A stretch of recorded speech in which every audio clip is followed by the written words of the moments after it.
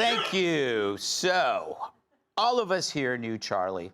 I'm pretty sure you knew him too. You might have even met the guy. He was pretty easy to reach. So you can imagine what it was like around here at Fox. When we heard that he was shot, the whole place went silent. I mean, even Kilmeade stopped talking. God, you can laugh. Jesse was so shocked his hairpiece turned white. Dana stopped working on her list of interns to make cry. But it's one of those pieces of news that scrambles your brain. You can almost feel the circuitry, try to find a pathway for this new horrible information. So how do you process it today?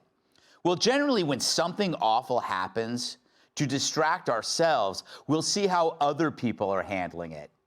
And you guessed it, terribly. Talk to me about the environment in which a shooting like this happens. Yeah, and again, emphasize what you just emphasized. We don't know any of the full details of this. That we don't know if this was a supporter shooting their gun off in celebration. Ah, you moron. It was a gathering on a college campus in the United States, not a wedding in Kandahar. So I guess when they flew those planes into the buildings 24 years ago, they must have been celebrating my birthday, which is tomorrow, by the way. I wear a size petite in anything from the Baby Gap. But it got worse, because in case you forgot, the media is a brainless zombie in search of content to fill up its empty skull. Roll it. You can imagine the administration using this as a justification for something. Charlie Kirk is a divisive figure, polarizing, lightning rod, whatever term you want to use. Is this a moment for your party to reflect on political violence? Is it a moment for us to think about the responsibility of our political leaders and their voices? So let's be serious about where this violence is coming from. Of extremist violent attacks in America, extremist violent murders, 76% are from right-wing extremists. There's a lot of rhetoric that is problematic. A lot of it is coming from one particular side and from one particular building. He's been one of the most divisive, especially divisive younger figures in this, who is constantly sort of pushing this sort of hate speech or sort of aimed at certain groups. You can't stop with these sort of awful thoughts you have and then saying these awful words and not expect awful actions to take place. That last guy there, Dowd, ended up getting fired, which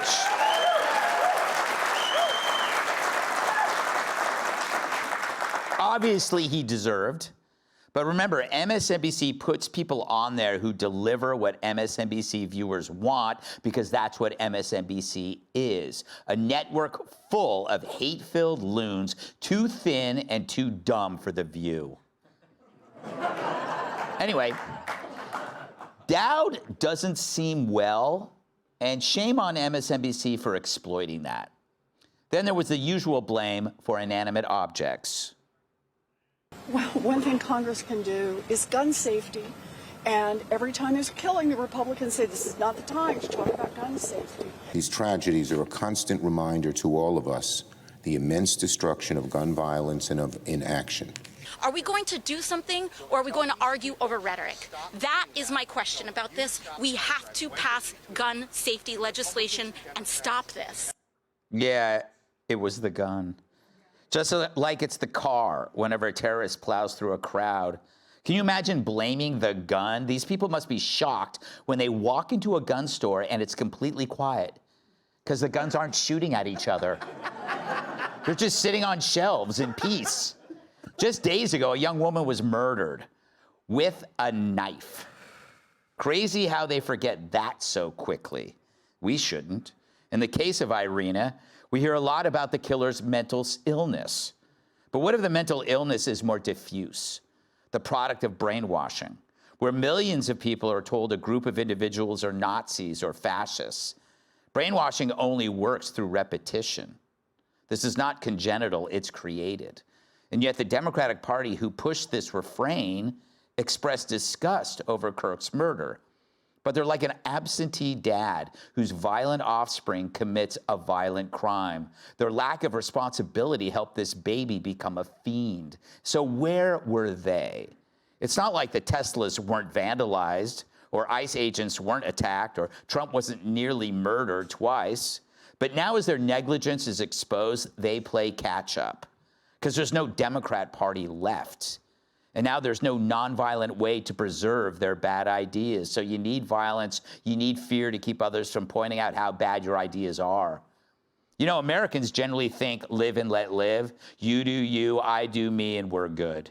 But what happens when you're live and let live, but people around you aren't? What if they don't want you to live at all? How do you continue to live your life if even that basic principle in our freedoms are used against us? Live and let live only gets you so far. Violence is now a meme they share, and sadly, it's getting a lot of likes. And no matter who did this, they'll say, I'm sure, what about a backlash? So why was Charlie assassinated? It wasn't about his ideas. It was that he was so good at them. He was the best. There's no one like him. So this shall backfire. Look at history, at those murdered because they were good. MLK Jr.'s dream didn't die with him, or JFK's, or Lincoln's. As much as I hate the song Imagine, it still gets played thousands of times a day around the globe. So their legacy grows, and Charlie's will too, beyond his wildest dreams. And where Charlie is right now, he is fine. I picture God asking him for his autograph. True, he died young, but he accomplished more in 30 years than most countries do in 300. People love to say, I want to make a difference. Well, he didn't just say it, he did it. He was doing God's work. How do you know I know that? Because he was cut down by the devil. But his faith had him leave this mortal coil a joyous man. He already knew his impact, which will only grow with his passing. It's his family we grieve for, his children. And be honest, we kind of grieve for us. We lost someone great, one of us, a man whose entire career was built on polite conversation. But that grief now hardens into resolve. If you want to kill an idea, the worst thing you could do is kill the man behind it, because that gives the idea not just legs, but also wings, and also millions of louder and stronger voices, ours and yours. Let's welcome tonight's guest. She went from being with the band to quoting Ayn Rand, host of the Kennedy Saves the World podcast, Kennedy. This troll doesn't live under bridges, he burns them. Host of Your Welcome podcast, Michael Malice. For the fall, she switched to flannel hair extensions. New York Times bestselling author and Fox News contributor, Kat Tibb. And they continue to find missing hikers on his back. New York Times bestselling author, comedian, former NBA world champion, Tyrus.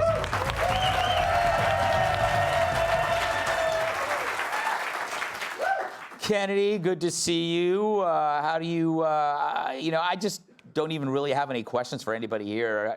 This is the first time we're back since this happened. What are your thoughts in general, specific? I'm really glad we are doing the show, because I think it's really, really important to be together and talk to each other in the way that we always talk to each other. Mm-hmm. And it's very interesting because as you walk around the halls, all you have to do is look at someone and know how they have been affected by this, because a lot of people who work here knew Charlie very, very well. Mm-hmm. And a lot of people who only met him, and I was acquainted with him, I didn't know him well, but he had a great vibe. Yeah. And he would reach out to libertarians like Kat and I and try and find common ground. He wasn't interested in ostracizing.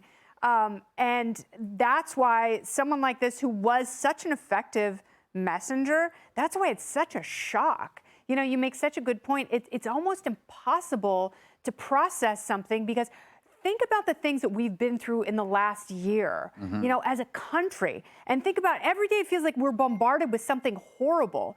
But this one is especially awful. It's unimaginable. I was interviewing the young woman whose father was a firefighter killed on 9/11. Mm. And recently, when she married her husband, the firefighters from her dad's fire station lined the streets as she walked from the hotel to the wedding venue. And I was just in tears listening to this, because she was 3.5 when her father was killed.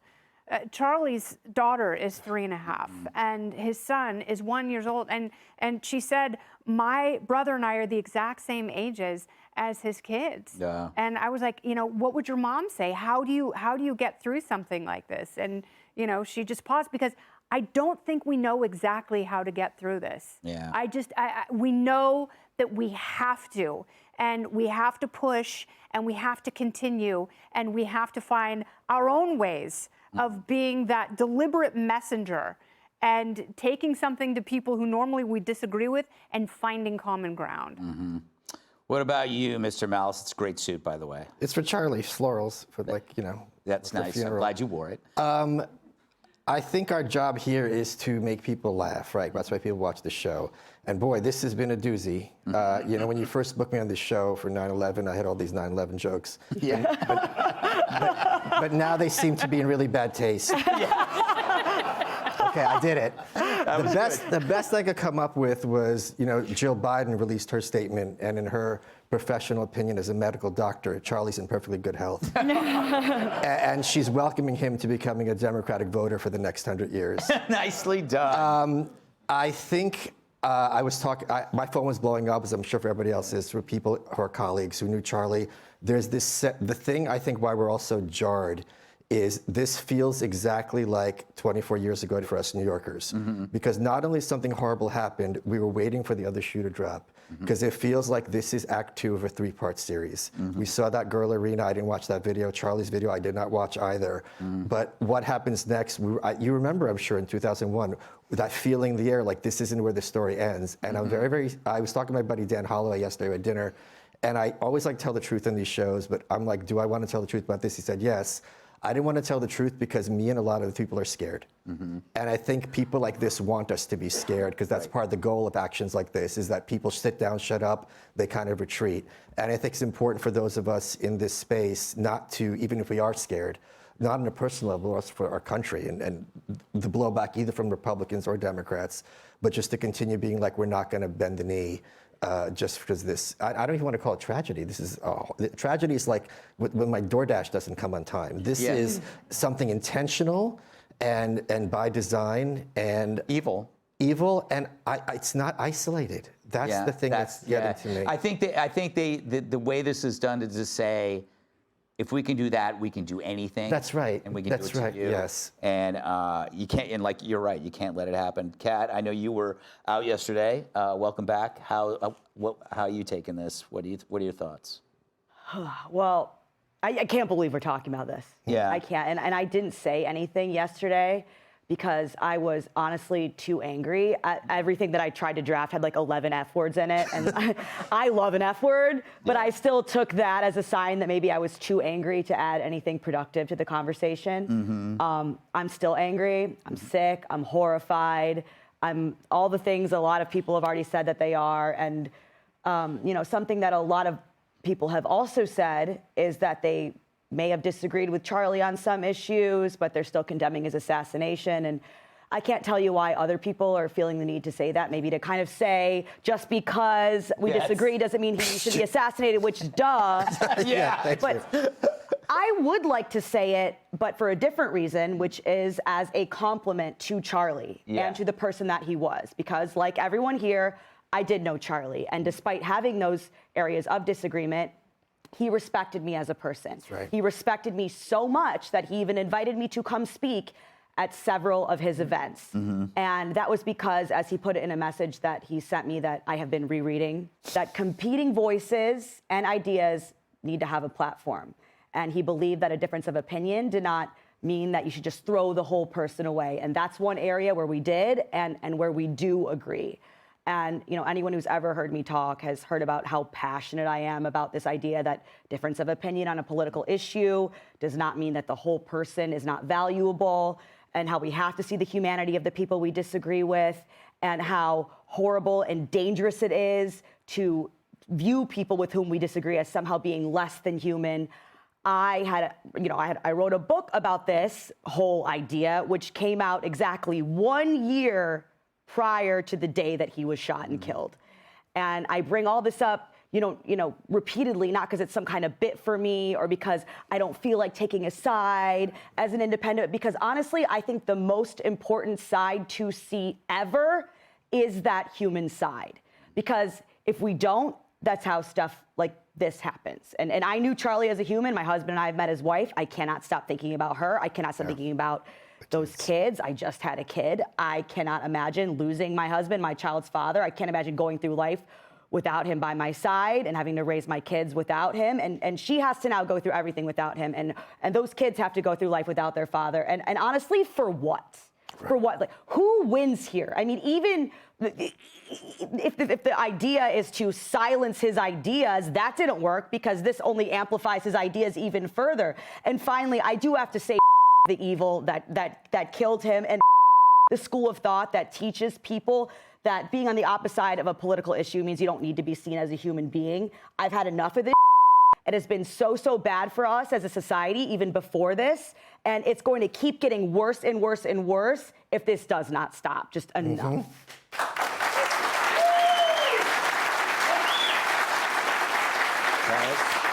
Last word to you. You know, this has been difficult because I feel bad because I didn't like what Charlie was doing.